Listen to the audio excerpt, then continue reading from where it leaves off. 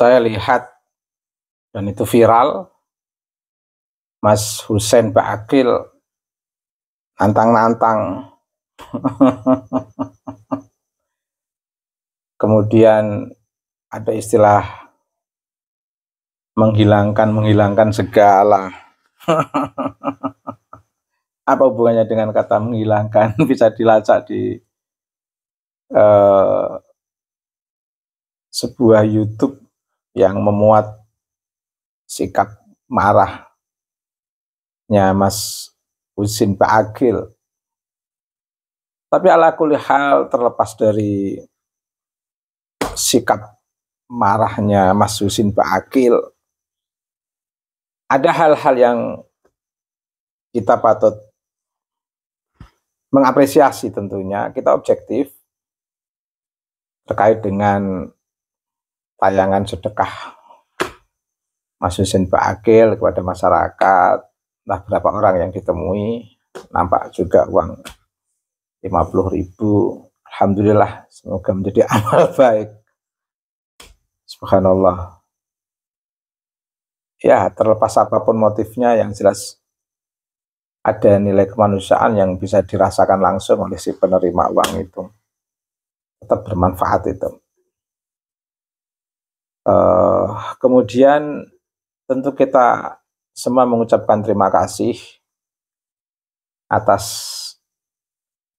kejujuran Mas Husein Ba'akil yang mengakui bahwa dia termasuk pelaku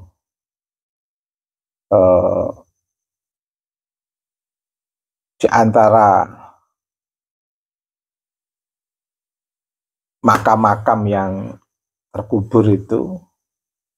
Mas Husein Ba'akil mengakui yang melakukan itu, dan dia juga menunjuk beliau yang menunjuk sosok yang menggali kubur itu, dan dia mengakui proses inisiasi, proses pelaksanaan, dia yang melakukan itu, dan itu terpublish. Banyak yang sudah menyaksikan. Dan yang terakhir, memang Mas Husein Ba'akil perlu calling down. Tidak usah temperamental, menunjukkan emosi dan ranting-ranting emosi yang lainnya. Dalam emosi itu ada ranting-rantingnya. Rantingnya banyak, bisa dicari di sosial media, saya nggak bisa menyebutkan. Itu saya kira tidak perlu itu. Tidak perlu mengembangkan emosi dalam bentuk ranting-ranting emosi lah. Karena Jawa, Mas Husein Ba'akil sudah lama di Jawa, hidup di Jawa, bahkan memiliki latar belakang sosial budaya, bahkan sosial politik masyarakat Jawa. Masyarakat Jawa itu beda dengan masyarakat Arab, Mas Husein. Masyarakat Jawa itu kelihatannya diem, tapi meyakinkan. Alon-alon yang kelakon. Itu, Mas. Masyarakat Jawa itu kayak belangkon itu loh. Kalau belakangnya kan bendol gitu. Gak banyak bicara masyarakat Jawa itu, Mas. Gak banyak bicara. Kalau diajak damai-damai, diajak penuh kasih sayang. Memang tradisi Jawa itu tradisi kasih sayang, welas asih, sambang rapat. Itu tradisi Jawa. Orang Jawa itu nggak seneng konflik. Orang Jawa itu nggak seneng gegeran. Apalagi sampai geden. Mas Husein Ba'akil kan geger geden istilahnya ya. Enggak. Orang Jawa itu senang yang saling merangkul. Kan udah terbukti selama 1 abad lebih masyarakat Jawa itu meskipun punya catatan nasab nggak pernah digunakan untuk menandingi Pak Alwi, tidak pernah. Meskipun mereka orang-orang yang mulia dan beradab, tidak pernah merendahkan Pak Alwi. Nampak agak merespon itu kan 3 tahun terakhir ini. Sebelum 3 tahun, saya kira nggak ada respon untuk Pak Alwi dari masyarakat Nusantara, itu tidak ada. Tidak ada. Di era Gus Dur yang dicaci maki oleh Rizik Syihab sampai separah itu aja, nggak ada yang emosi masyarakat Jawa. Padahal Gus Dur sosok yang dicintai masyarakat Jawa. Gus Dur itu Gusnya masyarakat Jawa, Muslim Jawa, Muslim santri Jawa. Gus Dur itu nggak ada yang emosi, meskipun dicaci begitu. Mbah Hasyim direndah-rendahkan begitu, nggak ada yang emosi. Kan baru 3 tahun terakhir ini. Artinya maksud saya begini, sebaiknya memang Mas Husein Baqil gak usah niru Bahar Smith lah, nanti malah jadi ribet nanti. Jadi ribet, betul, jadi ribet. Nggak usah niru Mas Bahar Smith. Bahar Smith itu kelihatannya gagah atau di panggung begitu, diketawain sama anak-anak kecil-kecil di Jawa ini loh, diketawain. Mas Husein Baqil nggak usah emosi, itu nggak usah. Nah ini rumus Mas, menghadapi orang Jawa itu pakai teori Hono Coroko, dipangku lemas. Orang Jawa yang ini loh, seperti Mbah Lutfi itu loh, lembut jadi bikin lemes masyarakat. Nggak usah emosi, santai, diajak ngopi aja teman-teman Tuban. Tapi apa masih mau diajak ngopi Mas Husein Baqil?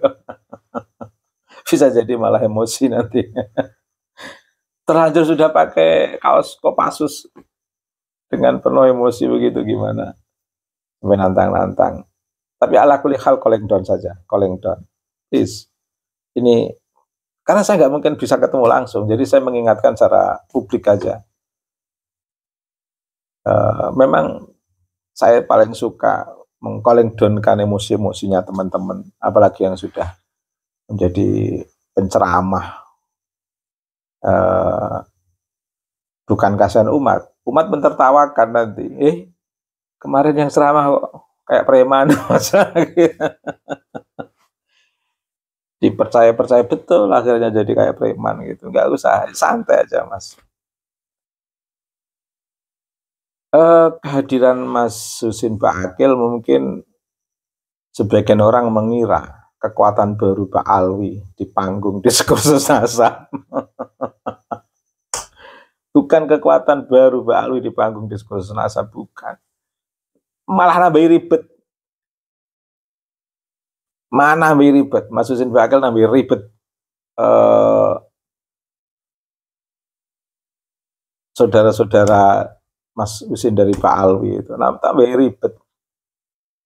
Karena selalu blunder, banyak yang blunder di Pak Alwi itu. Jujur saja, ada dari Pak Alwi mengatakan nuduh orang Syiah. Loh, tokoh-tokoh Syiah dari Pak Alwi gimana?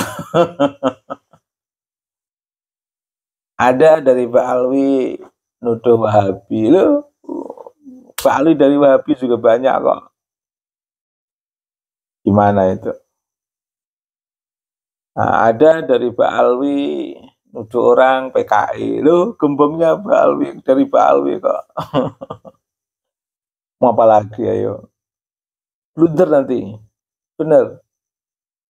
Nantang-nantang, diladeni banyak orang. Wong Jawa kok tanya ke Mas Husein Baqil. nantang wong Nusantara itu seperti membangunkan macan tidur. Bahar Smith itu loh. Kalau jangan bangunkan macan tidur. Biarlah yang tidur biar bisa bermain nyaman. Tapi kalau udah bangun ditidurkan ya sulit. Jangan nantang-nantang masyarakat di bumi. Mereka itu kalau dibaiki baik, jujur saja baik. Lebih baik di bumi ini itu, di Indonesia ini itu guyup rukun. Gak usah nantang-nantang. Dan ini peringatan loh, ini saya mengingatkan dan peringatan untuk teman-teman dari Pak Alwi. Jangan ada yang berkarakter kayak Mas Husin Bakil lagi. Jangan ada yang berkarakter kayak Bahar Smith lagi. Jangan ada yang berkarakter kayak Rizik Syihab lagi. Nambah rumit. Kasihan dari teman-teman Pak Alwi itu nanti. Tambah rumit. Betul, tambah rumit. Pertanyaannya, kenapa sih nggak mengingatkan langsung? Loh, saya nggak kenal. Kenapa nggak nelpon? Saya nggak punya teleponnya. Apa nggak perlu nyari? Nggak perlu. Nggak perlu. Kecuali kalau secara alamiah. Nggak sengaja gitu. Tapi udah nggak perlu. Saya mengingatkan lah. Udah terpublikasi, saya mengingatkannya terpublikasi. Ayo rukun. Jangan nantang-nantang. Jangan ada tipologi Mas Husin, tipologi Bahar Smith dari teman-teman Pak Alwi lah. Kalau muncul tipologi baru, muncul sosok-sosok baru dengan tipologi sama, tambah rumit, betul, tambah rumit. Kasihan teman-teman kita di Pak Alwi ini. Pak Alwi yang baik juga ada kok, banyak.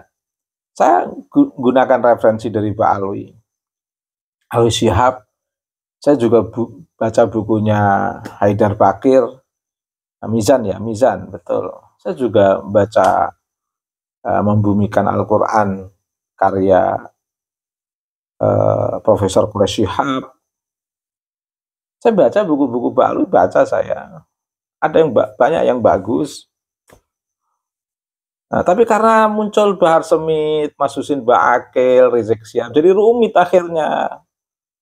Rumit, dia ke bawah semua. Wong masyarakat banyak ya dalam menilai sesuatu itu ya.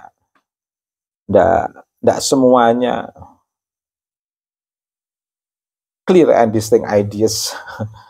Ya, persepsi itu kadang-kadang harus dibangun dengan keterwakilan atau representasi dari komunitas itu. Sudah diundang ceramah dengan pendatang banyak waktu itu, Bahar Smith, Rizik Syihab, berarti kan sudah merepresentasikan Pak Alwi.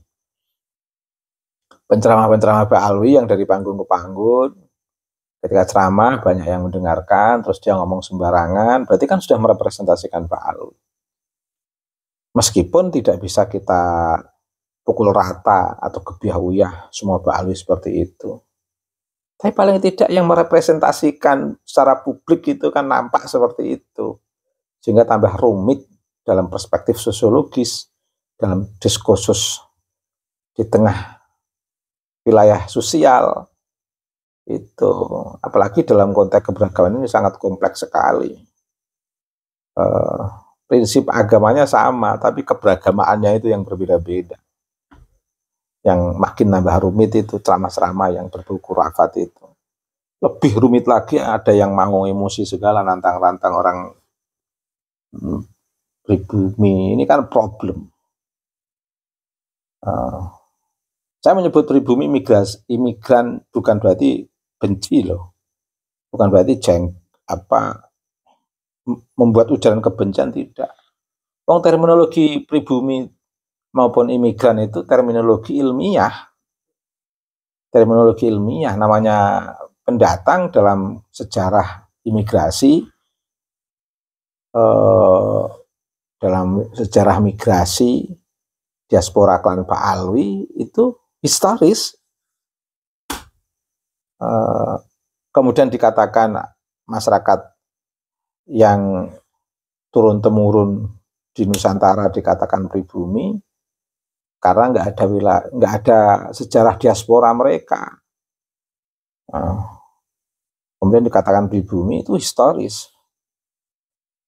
Lagi pula ketika saya mengatakan imigran, ini kan bukan istilah saya. Banyak dari Pak Alwi yang juga merasa sebagai pendatang dari Yaman kan. Ketika mereka mengatakan asal-usul mereka Yaman, keluarga besar di Yaman, pendatang Yaman, itu kan otomatis masuk dalam terminologi imigran. Jadi menyebut imigran nggak negatif. Itu sudah menjadi terminologi ilmiah. Nah, dan dalam terminologi sejarah migrasi, Pak Alwi di Nusantara ini imigran. Dan mereka juga sering bercerita kalau dari Yaman. Itu artinya mereka terus terang menunjukkan diri, mengidentifikasi diri sebagai imigran. Bukan berarti rasis, bukan. Kita menyebut imigran, menyebut pribumi itu bukan dalam konteks rasisme, bukan. Itu terminologi ilmiah yang diakui oleh Pak Alwi sendiri. Mereka selalu mengatakan dari Yaman, dari Yaman. Itu artinya mereka mengakui sebagai imigran ketika di Indonesia. Nah, kita dalam konteks kesejarahan kita tercatat sebagai penduduk pribumi, terus kita mengatakan masyarakat pribumi, itu juga tidak terlalu berlebihan dan kemudian menegasikan yang imigran, tidak. Kalau semuanya sudah menjadi warga negara kan kita bisa sinergis. Nah, munculnya perdebatan ini kan karena adanya sikap-sikap yang tidak sinergis, jumawa, arogan, hegemonik. Oh, itu nampak loh, hegemoni beberapa dari Pak Alwi. Mas Husin Ba'akil di makam Sunan Bonang seperti itu kan seperti menghegemoni masyarakat. Ungkapannya itu kan ungkapan-ungkapan hegemonik. Seolah-olah orang itu lemah di bawahnya semuanya. Gimana itu? Makanya jangan emosi lagi Mas Husin Ba'akil. Nanti tambah rumit nanti. Tambah rumit. Sekarang semua masyarakat sudah melek hukum tentang arti cagar budaya itu gimana? Itu. Oke. Salam hangat untuk Mas Husin Ba'akil.